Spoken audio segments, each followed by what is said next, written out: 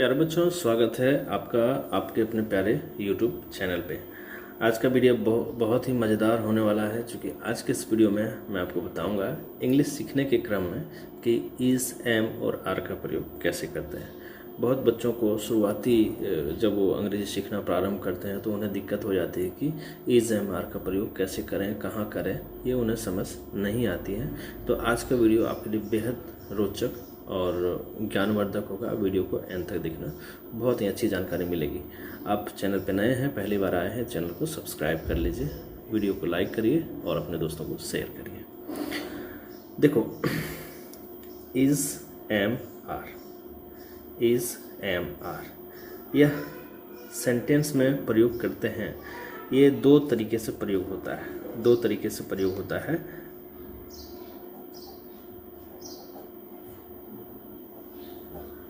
Helping verb के रूप में और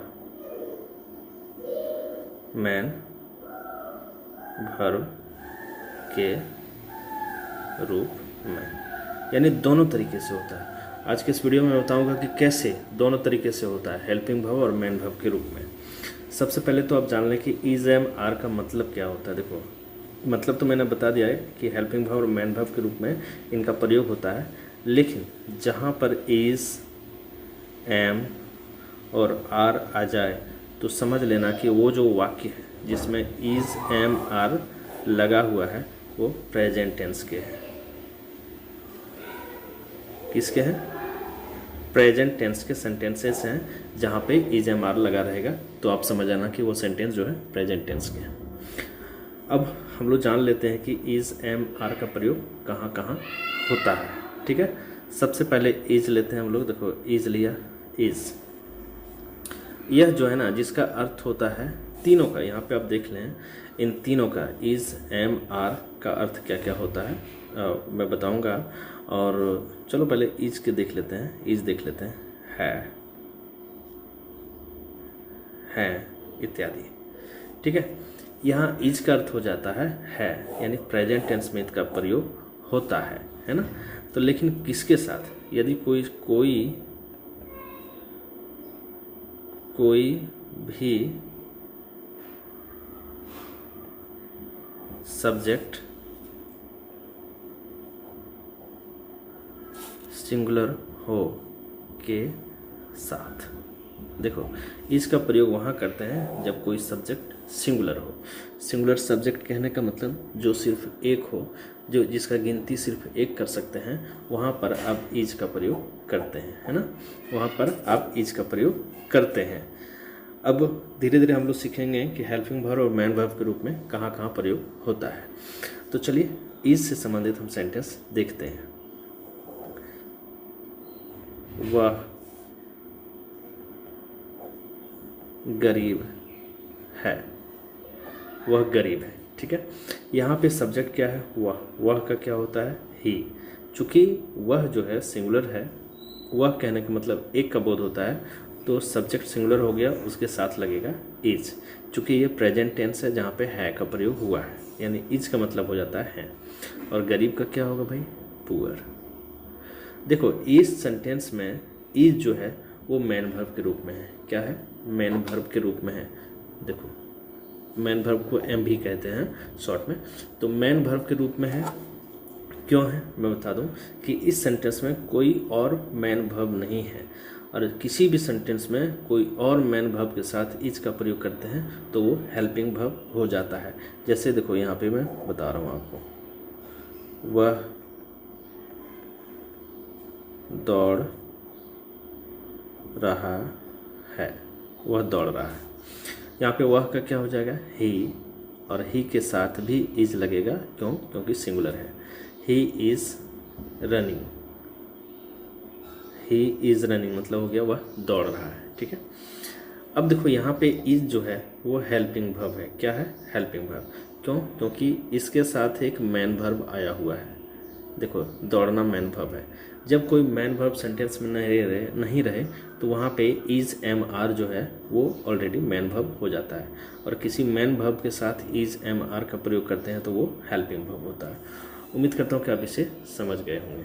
ठीक है, चलिए आगे बढ़ते हैं, एक और सेंटेंस ले लेते हैं, फिर एम और आर का देखेंगे प्रयोग। सीता अमीर है ना। देखो यहाँ पे सब्जेक्ट क्या हो जाएगा, सीता।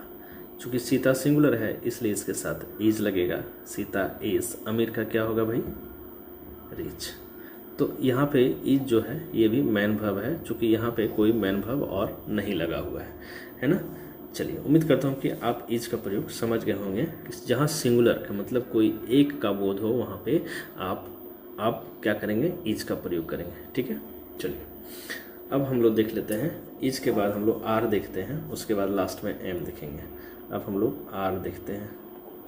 आर का भी अर्थ होता है हो, यानी सीधा मतलब है कि ये प्रेजेंट टेंस को भी बताता है। लेकिन आर का प्रयोग कहाँ होता है यदि कोई सब्जेक्ट, कोई भी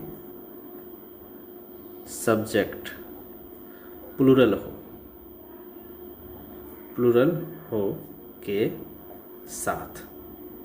देखो, कोई भी सब्जेक्ट प्लूरल हो उसके साथ आर का प्रयोग करते हैं। प्लूरल का मतलब हो गया एक से अधिक, यानी कोई भी सब्जेक्ट जिसका मतलब एक से अधिक होता है उसके साथ आर का प्रयोग कर लेते हैं, है ना। मैन वर्ब और हेल्पिंग वर्ब मैंने आपको बताया।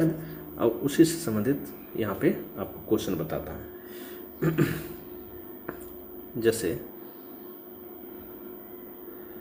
तुम लोग का मतलब हो गया तुम लोग, बहुत सारे लोग, तुम लोग अमीर हो, है ना। तो देखो तुम लोग का क्या होगा भाई, यू।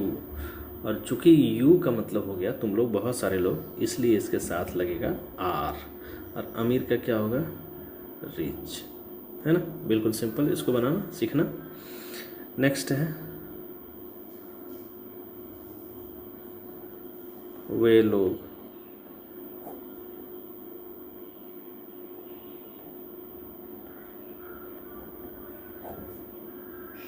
विद्यार्थी है, वे लोग विद्यार्थी हैं, है ना। तो वे लोग का क्या होगा, दे। और यहाँ पे दे का अर्थ हो रहा है क्या, बहुत सारे लोग, है ना। तो इसके साथ लग जाएगा आर। चूँकि यू और दे दोनों प्लूरल है, और विद्यार्थी का क्या हो जाएगा, स्टूडेंट।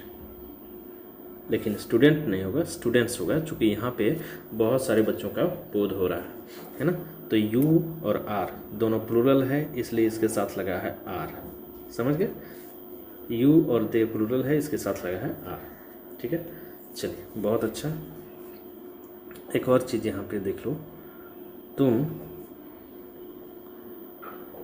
अमीर हो। ठीक है, यहाँ पे देखो तुम अमीर हो, तो तुम का हो जाएगा यू के साथ लग जाएगा आर, और अमीर का हो जाएगा रिच, फुल स्टॉप। देखो दो सेंटेंस में मैं आपको अंतर बता दूँ। तुम लोग का मतलब बहुत सारे लोग होते हैं, यहाँ पे यू जो है प्लूरल है, और तुम का मतलब किसी एक के बारे में हो रहा है, यहाँ पे यू का मतलब सिंगुलर। लेकिन ध्यान दे, यू सिंगुलर और प्लूरल दोनों है, उसके साथ आर का ही प्रयोग करना है ना।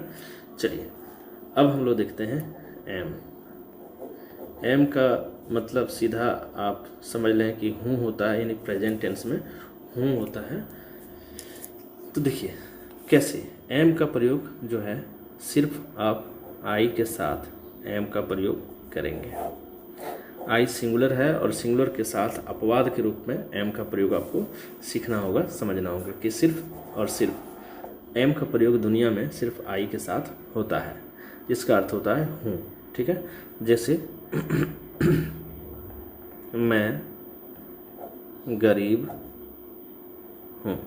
ठीक है, मैं का हो जाएगा आई के साथ लगेगा एम, और गरीब का पुअर।